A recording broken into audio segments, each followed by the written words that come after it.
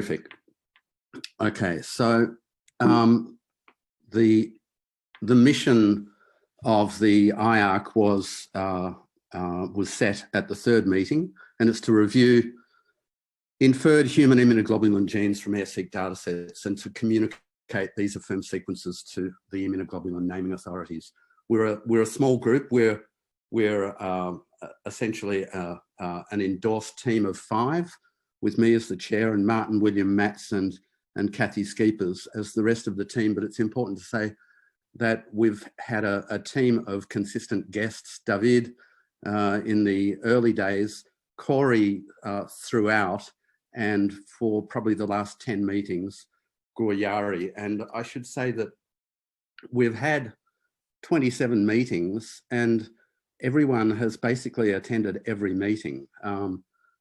There's been an amazing devotion to this effort by this team of people. Now, it's important to note that the minutes of our meetings are available at the AIR community website, because our decisions, we want to be quite clear and open and well documented for the community and for the rest of the world. So the minutes document our decisions. The evidence behind our decision making is further supported for all affirmed sequences, and they can be found at the OGADB website, which I'll mention a bit more in a moment. So there were 8 goals set for the germline gene database working group, and it's from that working group that the IARC has emerged. So in fact, the first 5 of the 8 goals for the database working group are shown here, and they really address issues for the IARC. So the first goal is the very purpose of the IARC, which is to evaluate inferred IGHV sequences, but a goal was also to commence to move beyond IGHV to consider other genes and other loci. And this is what we've done through those 27 meetings. I should say that a huge number of meetings were actually devoted to reflecting upon how we should consider light chain inferences. To explain this table, you see sequences that are described as level 0 and level 1. So we've got a fairly complex system of 4 levels. Level 0 means that the inference before us is a sequence that we've got strong confidence in, but for some reason we're not prepared to totally back it and to forward that sequence for naming. For a sequence to be named, it's got to rise to level 1. At that point, it becomes named. And as you can see, we've had many IGHV sequences reach that level this year. I'll explain the VDJ base sequences at the bottom of this slide in a moment. Importantly, here you see that we've not only affirmed IGHV, but kappa V and lambda V as well. To put this in a bit of context, I thought I'd show what we affirmed at the or in the lead up to the Genoa meeting. So the L1 sequences, of course, are the most important. So we've now affirmed 26 IGHV sequences, although the sequences that I'm describing as VDJ-based sequences still, shall we say, need to be finalized and officially named. But hopefully that will be with us shortly. And also importantly, we've begun the process of evaluating light chain sequences, 1 kappa to date, and 6 lambda V genes have reached level 1. So there are real challenges with the light chain. An important difference between the heavy chain and the light chain is that IgM primers, which are so often used for heavy chain AIRR-seq data, allow you to easily generate a data set that is enriched for naive B cells. And there's no parallel strategy for the light chain. So the data sets we were looking at for the light chain tended to have a much higher level of mutation, and this complicates the process of evaluation of inferences. Also, as most people will know, many kappa genes are duplicated, and the genes of the distal locus are expressed at low frequency, and the lower the frequency, the harder it is to be certain that the inference you're looking at is real. Another difficulty is that for the light chain, there are many more nucleotides of the V genes that are contributing to the CDR3 where change is tolerated. So the V gene ends are more highly variable than the heavy chain genes, and it's therefore particularly difficult to determine the terminal nucleotides. So where with the heavy chain, it's only the final nucleotide that is a real challenge. For the light chain, it's a number of nucleotides that can be difficult. We hope to publish this story in the coming year. So moving on to the other goals, we were keen to develop OGADB, which is a site that was developed by William Lees and Adrian Shepherd as something to assist the IARC in the evaluation of inferences and in the, sorry, oh, I missed a slide. Yeah. OGADB was developed to assist us in the evaluation process and in the management of the review process.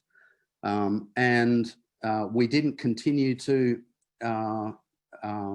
develop this for an exploration of population genetics, as you see in goal 2, but rather William and Adrian paired with Guryari and his group, who have been developing a database called VDJBase.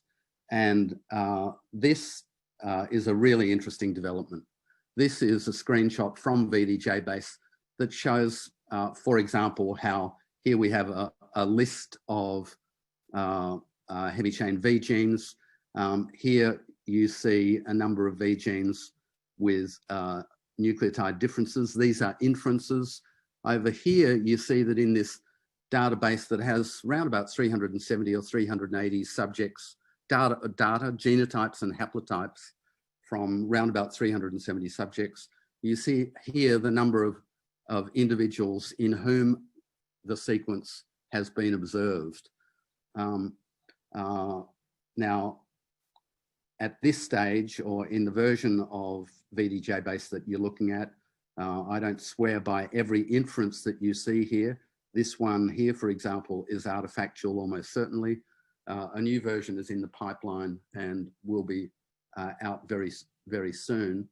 And I think that it's going to be not only a great resource for population genetics, but for the work of the IARC, because we can very easily get our hands on large numbers of inferences along with data in support of those inferences.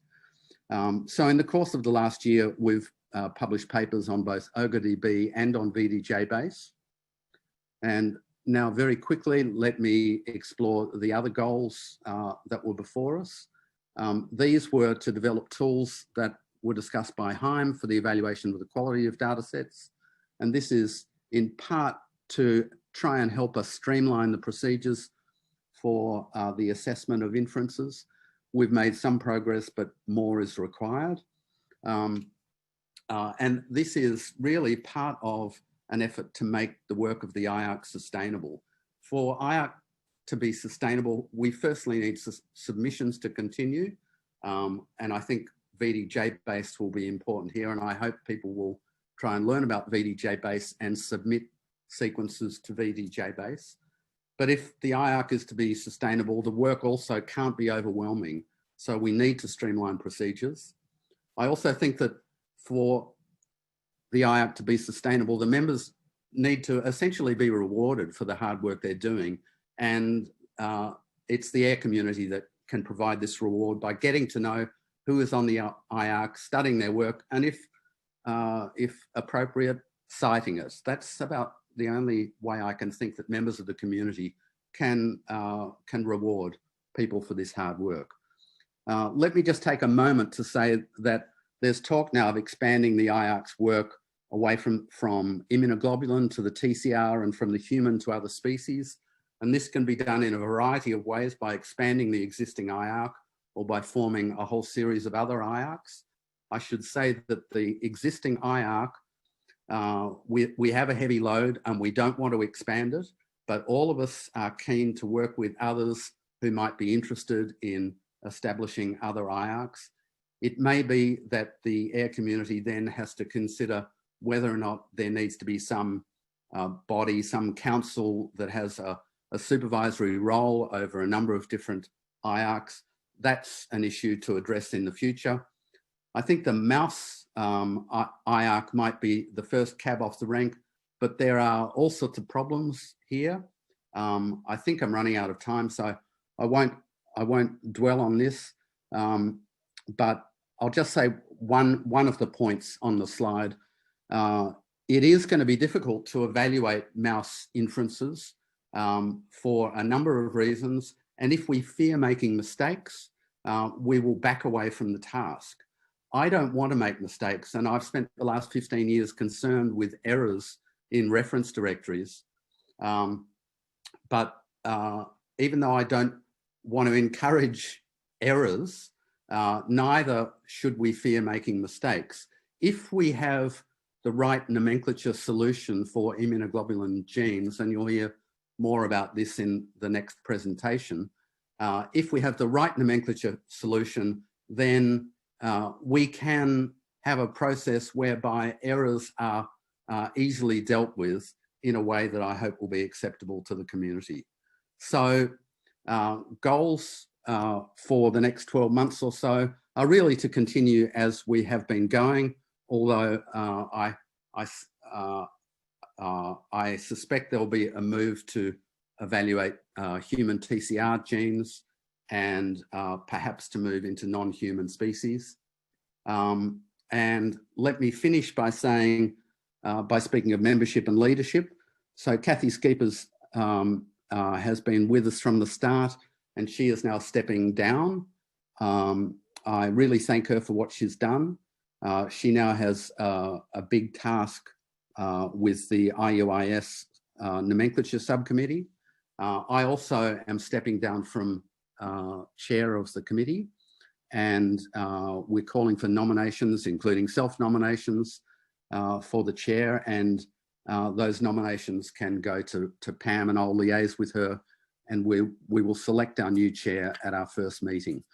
I also believe that Corey and Gore, who have been working with us for many months, or in Corey's case, for the last 15 months, should be offered official membership of the committee.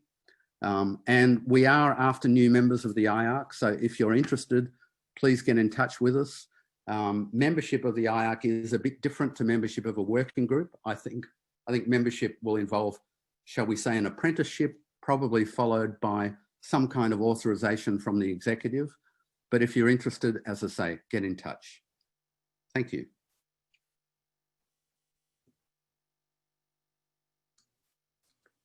Thank you, Andrew, for that really good presentation and very clear illustration of some of the challenges and just the incredible amount of work and dedication that you and the IARC has really contributed to the AIR community, and also just to the field of AIR-seq in general.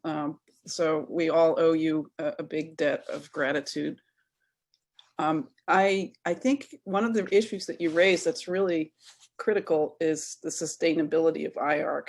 And so I'm wondering whether there are any thoughts that you or other members of the subcommittee have about partnering with some of the other groups that do naming work. And I guess, I mean, one is IUIS, right? But there's also potentially others. The Society for Immune Polymorphism might be another group that has some cross-disciplinary interest. They are a bit broader because they also look at HLA, but they are also interested in naming of T-cell receptor and antibody genes. So I'm just wondering what your thoughts are about that. I guess my immediate response would be that, well, the Society for Polymorphisms we are in touch with, but that's more the working group rather than IARC. Mm-hmm. The IARC members really see our task as very contained. Others need to solve nomenclature issues. We are just evaluating these inferences and then pushing them on to others. So right. There are real challenges there for the others. Yeah.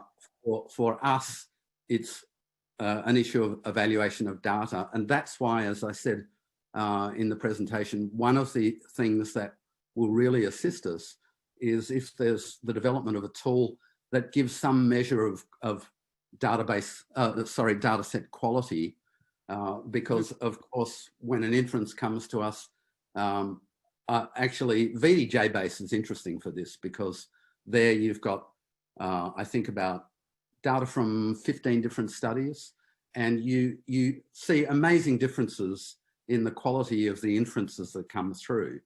And there are some fairly easy metrics that guide you there, because in some studies there are more ambiguities. In some studies there are multiple alleles being inferred at a particular locus rather than just one, or for a heterozygous individual two. So that's the most straightforward way forward for us in terms of sustainability. Thank you. That's very helpful, and I think it does it does lead to a broader consideration that perhaps we can pursue in the hot topic session of how the working groups might be able to work together with you to deliver a better web-based, almost a system for submission of these data, and along with evaluation of quality. So I realize that VDJ base is sort of, and OGREDB are part of the way there, but it sounds like from what you're saying that there are other things that might make the job of evaluating the data easier if you had tools built in up front. Is that correct? Yeah, well, and submission, of course, is the other bottleneck, right. Because what's in it for a researcher to submit? We hope that we can develop incentives through, well, I guess publications, but also by the process not being difficult. Right. Yeah, or maybe we come up with some kind of AIR community-wide prize for data sharing or something, right? I mean, this is another thought that I've been having. Great. Are there other questions from the panelists or from the attendees for Andrew? I think we have a quick. Go ahead, please. Sorry, Nina. We have a quick question from Jamie Scott in the chat. She says, would funding help to support the subgroups working in the IARC?